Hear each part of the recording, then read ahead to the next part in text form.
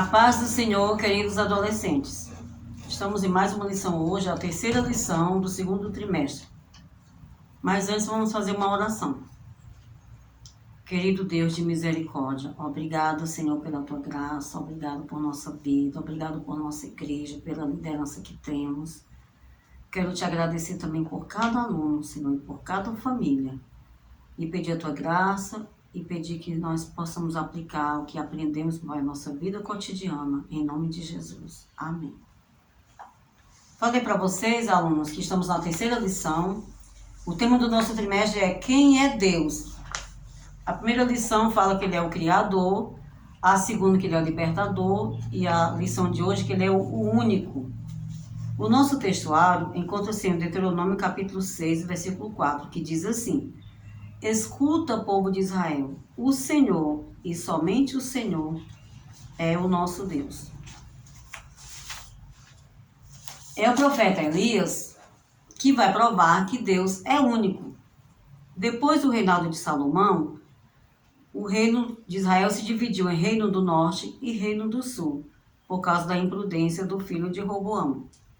Eu quero abrir um parêntese aqui para vocês, que vocês ainda são muito novinhos, mas essa história de Elias, hoje não vai contar toda a história de Elias, vai ter um resumo. E é interessante que vocês procurem lá na Bíblia, leiam a história de Elias, não só a história de Elias, né? A Bíblia tem muitas histórias excelentes. E quanto mais, aluno, você lê a Bíblia, você vai aplicar a sua vida espiritual, você vai ter conteúdo na sua vida espiritual. Então o reino se dividiu por causa da imprudência do filho de Salomão, que se chamava Roboão. Diversos reis se levantaram depois de Davi, depois de Saul, que foi o primeiro rei, Saul, Davi, Salomão, Roboão, e vários reis se levantaram. E vamos falar hoje do rei Acabe. Acabe é o 8º rei da região norte. Lembre, o reino estava dividido, tinha reino do norte e reino do sul, e Acabe era do reino do norte. Acabe definitivamente não servia a Deus. Ele fez tudo ao contrário do que Deus queria. Olha o que ele fez. Tantas moças em Israel, ele foi casar com a princesa dos Sidônios, chamada Jezabel. Essa Jezabel, ela era adoradora de Baal, era muito idólatra, ele levou o povo de Israel à idolatria. Acabe não tinha voz altiva no reino, quem mandava era Jezabel. E Jezabel desviou o povo para adorar outros deuses. E Deus, claro, não se agradou, porque lá nos Salmos ele diz assim: a minha glória não darei a outra, ou seja, toda a nossa glória tem que ser somente para Deus, porque Ele é único, como diz a nossa lição. Mas Acabe não se importou com isso.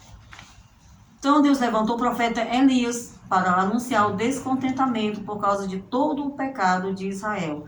Pecado de idolatria que Deus abomina. Por isso, Deus suspendeu as chuvas. De acordo com a palavra de Elias. Elias falou que não ia chover e não choveu. Deus exigiu da nação de Israel fidelidade e adoração somente a Ele. Isso desde que Israel saiu do Egito, passou pelo deserto, entrou na terra prometida. Deus sempre falou: não se misturem com os povos que vocês vão conviver, que vocês vão ter perto de vocês. Mas eles não se importaram com isso, se desviaram. Deus não queria que o povo de Israel se misturasse com os povos que viviam ao seu redor, para que Israel não se contaminasse com a idolatria. Mas eles fizeram ao contrário. Então a seca durou mais de 3 anos, ao ponto do povo passar fome. A maldade da rainha de Jezabel era tão grande que chegou ao ponto de mandar matar os profetas do Senhor. Mas tinha um servidor de Acabe, era um homem de Deus. Ele era o mordomo de Acabe, chamado Obadias. Ele servia ao rei, mas ele era temente ao Senhor. E quando ele viu essa matança de Jezabel, mandando matar os profetas, ele conseguiu esconder 100 profetas e sustentou esses 100 profetas com pão e água. E como não chovia, eu falei para vocês que passou mais de 3 anos sem chover, faltou alimento até para os cavalos reais. Então o que rei Acabe fez? Ele e seu mordomo Obadias saíram para procurar comida para os animais. Eles se separaram. Acabe para um lado, Obadias para o outro.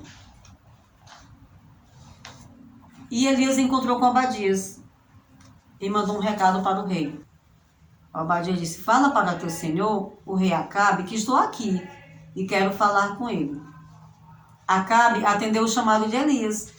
Então Elias fez uma proposta para o rei Acabe. Elias intimou Acabe a reunir no Monte Carmelo o povo de Israel, os 450 profetas de Baal e os 400 profetas de Aserá.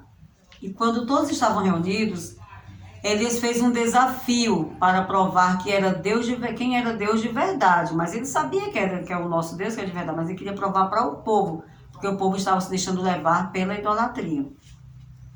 Elias propôs que os profetas de Baal e de Aserá iriam colocar um animal no altar, mas não poderiam colocar fogo. Eles iam fazer o seguinte: eles invocariam o Deus deles e eles invocariam ao Senhor. Aquele que respondesse com fogo, esse sim seria o verdadeiro Deus.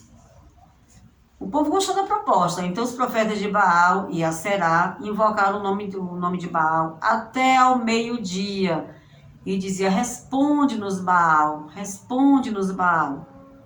E rodavam ao redor do altar e se cortavam com facas, que era o costume deles, mas nenhuma resposta. Ao ponto de Elias zombar deles. Elias dizia assim: ó, falem mais alto, gritem. Pode ser que ele esteja dormindo, que esteja viajando, ou que esteja atendendo uma outra pessoa. Falem alto. Mas nada aconteceu, o fogo não desceu. Então, quando chegou a tarde, Elias chamou o povo para perto dele, o povo veio. O altar do Senhor estava quebrado, porque o povo não adorava mais ao Senhor. E Elias restaurou o altar. Aqui eu quero abrir um parêntese. Às vezes precisamos restaurar o nosso altar da oração, o nosso altar da leitura, o nosso altar ao Senhor, para que Deus nos responda. Elias fez isso, restaurou o altar. O que ele fez? Ele pegou 12 pedras, essas pedras representando as 12 tribos de Israel, e edificou o altar. Depois fez um rego ao redor do altar. Pôs a lenha no altar e pôs o bezerro em pedaços sobre a lenha. Então Elias mandou que enchesse 4 cântaros de água e mandou derramar sobre o holocausto, ou seja, sobre o bezerro, sobre a lenha, por 3 vezes. Eram 4 cântaros, derramava uma vez, mais 4 cântaros, a segunda vez, mais 4 cântaros, terceira vez. Ou seja, vocês podem ver aí que foi muita água. Molhou o holocausto, que era o animal, molhou a lenha e molhou todo o altar, muita água. E Elias fez uma oração ao Senhor. Quando Elias orou, o que aconteceu? Ele não precisou acender um fogo com a mão dele para o fogo pegar. E seria até difícil, porque estava tudo molhado. Quando Elias orou, o fogo desceu do céu e consumiu o holocausto, consumiu a lenha e consumiu as pedras. Vocês podem ver isso lá no 1 Reis. Consumiu tudo. Em seguida, e o povo viu que Deus era o Senhor. O povo glorificou ao Senhor de joelhos. Em seguida, todos aqueles profetas foram mortos. Elias ordenou que todos eles fossem mortos, porque eles eram idólatras. Depois Elias orou e a chuva voltou sobre a terra. Vejam que eu falo outra vez, antes de Elias orar, ele teve que restaurar o altar dele. Então, que nós possamos restaurar também o nosso altar. Nós precisamos da presença do Senhor. Precisamos de respostas de Deus. Precisamos de proteção. E às vezes Deus não nos responde, porque às vezes alguma coisa, o nosso altar está precisando de restauração e nós não fazemos isso. Então, querida adolescente, façamos isso a cada manhã. Não só vocês, eu também. Restaurando o nosso altar, para que Deus nos responda.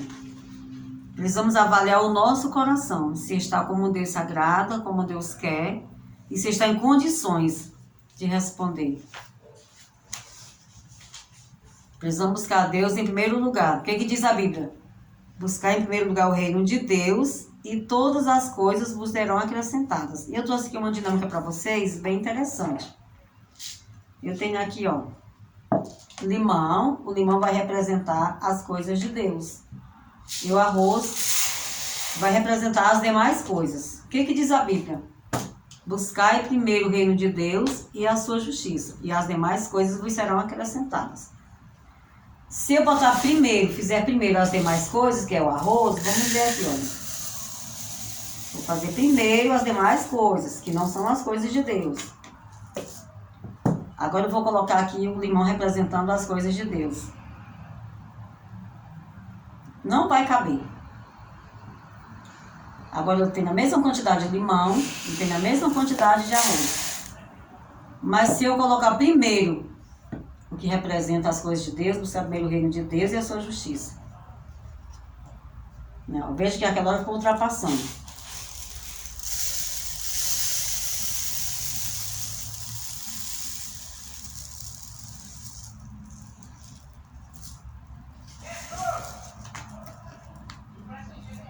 Coube. Tá vendo? Primeiro as coisas de Deus e depois as demais coisas são acrescentadas e coube tudo. Vocês viram que se eu colocar primeiro o arroz e depois o limão, não vai caber. Ficou passando um pouco. Mas se eu coloco primeiro as coisas de Deus e depois as demais coisas, vai caber. Então, que isso seja uma lição para nós, que nós possamos a cada dia, no nosso dia a dia, pensar, colocar em prática primeiro o que agrada a Deus. Primeiro as coisas de Deus e depois as demais vai chegar, porque Deus é o nosso Senhor. E a história de Elias é muito interessante, ele provou para nós que Deus é único através do desafio com os profetas de Baal e profeta de Aserá. Ele enfrentou 850 profetas e ele foi vitorioso. E nós temos desafio no nosso dia a dia para enfrentar. Nós temos desafios. Mas se nós estivermos com o nosso altar restaurado, com o nosso coração quebrantado, servindo a Deus, nós vamos conseguir vencer. E que espero que vocês tenham aprendido alguma coisa e vamos colocar em prática o que diz a palavra de Deus. Eu quero agradecer e vamos fazer agora uma oração encerrando. Senhor Deus, obrigada, Senhor, pela tua graça, obrigada pela tua palavra, obrigada mais uma vez pelos nossos alunos, Senhor.